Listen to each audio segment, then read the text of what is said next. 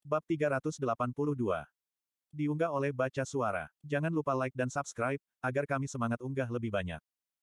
Volume 10 Prolog. Elis Leyyn. Waktu melambat dan udara di sekitarku menjadi kental saat tombak Asura dengan mudah menembus tubuh Eli. Tangan berat Asura itu melepaskanku dan jeritan yang tadinya bisu di balik dering di telingaku meledak saat aku melihat tubuh Eli ambruk ke tanah. Aku kembali menahan isak. Tidak apa-apa, sayang, tidak apa-apa. Aku di sini. Aku punya kamu, dan aku akan menghilangkan rasa sakitnya, sayang, Eli. Aku akan menjagamu. Tanganku menekan luka di sisi Eli, tidak efektif dalam menghentikan aliran darah yang keluar dalam semburan dengan setiap detak jantungnya yang melemah. Mana bergegas keluar dari inti aku dan melalui saluran aku, melompat dari tangan aku ke luka yang dalam sebagai cahaya tampak, tapi aku tersedak mantra dalam kepanikan aku, sihir berkedip masuk dan keluar. Tapi Eli tersenyum. Dia tersenyum, matanya terpejam, wajahnya berwarna ungu muda. Dia tidak bernafas, bayi perempuan aku sekarat. Niat membunuh Asura itu mencekik. Itu membengkak tepat di atas aku, dan aku tahu apa yang akan terjadi. Isak tangis mengguncang seluruh tubuhku, dan mantra penyembuhan terputus lagi. Aku membayangkan wajah Reynold, membayangkan dia memberiku senyum acuh tak acuh itu dan mengusapkan tangannya ke rambutku dan di sepanjang bagian belakang leherku. Wajahnya berubah seperti tanah liat basah, menjadi Arthur. Tetapi bahkan dalam pikiranku, dalam ingatanku, Arthur berlumuran darah, wajahnya setengah tersembunyi dan bernoda hitam dan merah saat dia menyeret dirinya kembali kepadaku dari ancaman yang jauh dan mematikan. Mataku kembali fokus pada Eli. Dia sangat mirip dengannya, sekarang, terbaring di tanah berlumuran darah hidupnya sendiri. Aku memejamkan mata untuk melihat pemandangan itu dan menunggu tombak itu jatuh, agar Asura mengirim Eli dan aku ke kakak dan ayahnya. Regis, bantu adikku. Kepalaku tersentak. Cahaya ungu, yang terlambat aku sadari, keluar dari portal berkilauan yang menjadi hidup di dalam bingkai portal. Kata-kata itu berasal dari sosok siluet oleh cahaya batu kecubung. Aku hanya melihat wajahnya yang tajam, rambutnya yang cerah, dan mata emasnya sebelum dia bergerak. Sesuatu yang lain datang ke arahku, ke arah Eli.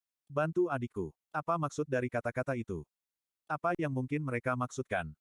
Gumpalan bayangan dan energi terbang ke tubuh Eli, tetapi tidak ada yang terjadi, tidak ada yang berubah. Aku hampir menamparkan diriku sendiri. Tanganku menekan keras ke sisi Eli dan aku mulai melantunkan mantra lagi. Ada kata lain, dan pertarungan, tapi aku menekannya dari kesadaranku, dengan fokus sepenuhnya pada sihir penyembuhan. Mantra itu keluar dariku, begitu juga mana, mengisi lubang yang menembus seluruhnya melalui bayi perempuanku. Tapi ada sesuatu yang lain juga. Sihir emitor menyentuh sesuatu yang lain, sesuatu yang berada di luar jangkauan kesadaran aku yang belum pernah bisa dijelaskan oleh siapapun kepada aku sebelumnya. Mana saja tidak bisa menyembuhkan luka seperti milik Eli, tapi mantraku menariknya, mendorongnya, menunjukkan apa yang aku inginkan. Seperti tangan penuntun, gumpalan energi menarik sihirku, memberinya kekuatan eksternal ini, memperkuatnya.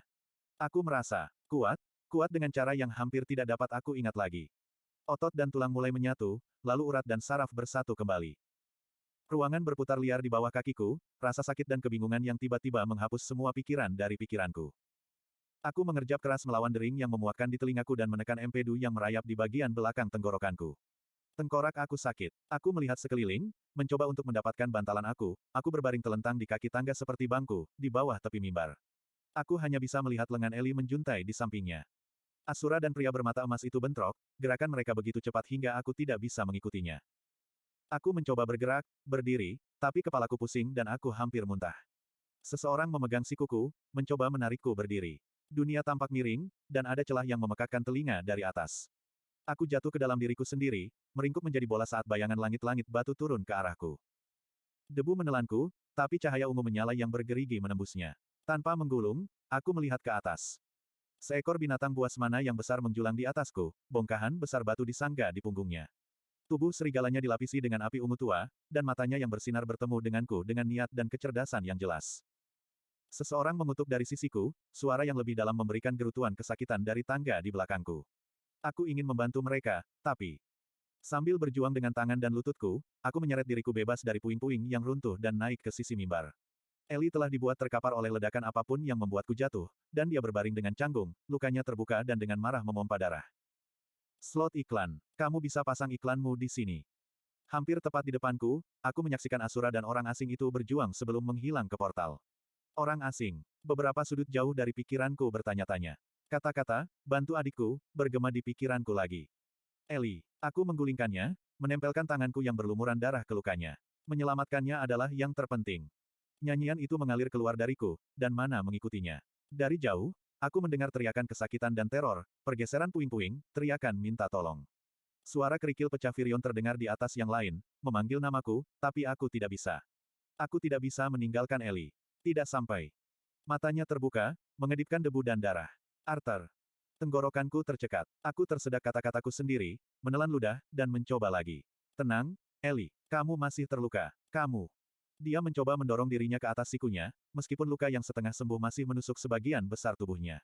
Aku dengan lembut tapi tegas mendorongnya kembali ke bawah. Tangannya meraih tanganku, tapi bukannya melawanku, dia hanya meremasnya. Mama, itu adalah Arthur. Aku menggelengkan kepalaku, air mata mulai menumpuk di balik mataku.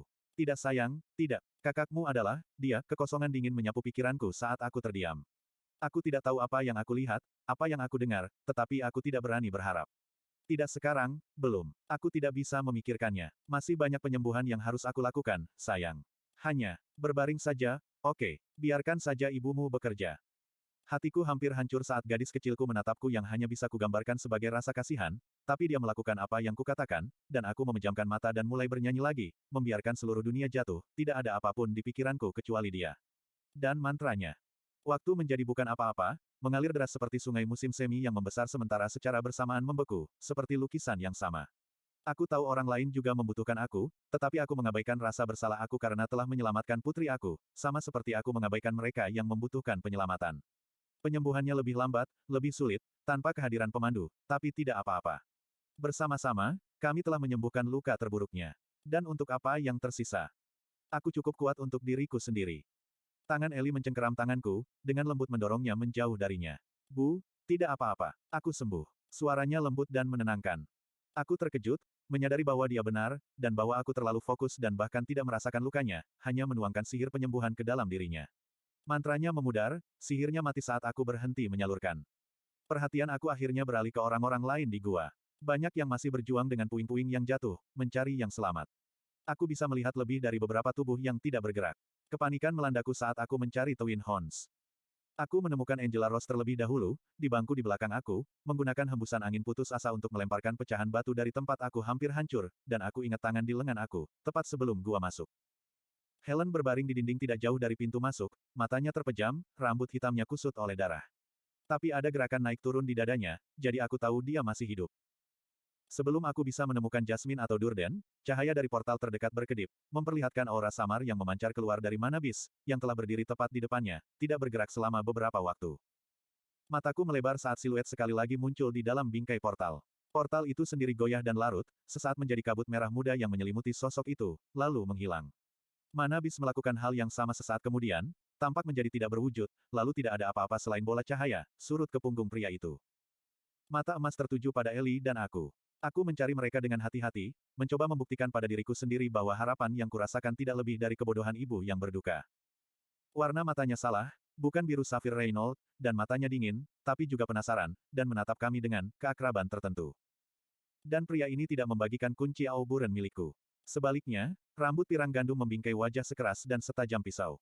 Garis rahang, lekukan pipi, garis hidung, tidak, pria itu lebih dewasa, lebih tua, tidak mungkin dia. Aku tahu itu tidak bisa, karena aku tahu harapan di dalam diriku akan berubah menjadi racun jika aku membiarkannya berlama-lama, memberinya cahaya dan kehidupan, hanya untuk dibuktikan salah. Kemudian Ellie berbicara, Kakak, apakah itu benar-benar kamu?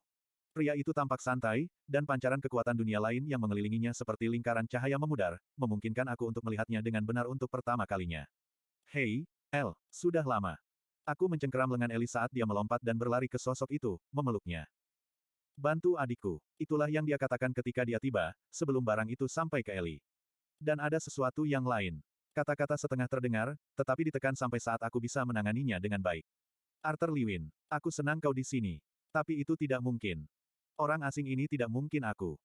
Aku tersentak saat Ellie tiba-tiba menghantamkan tinjunya ke lengan pria itu. Aku pikir kau sudah mati.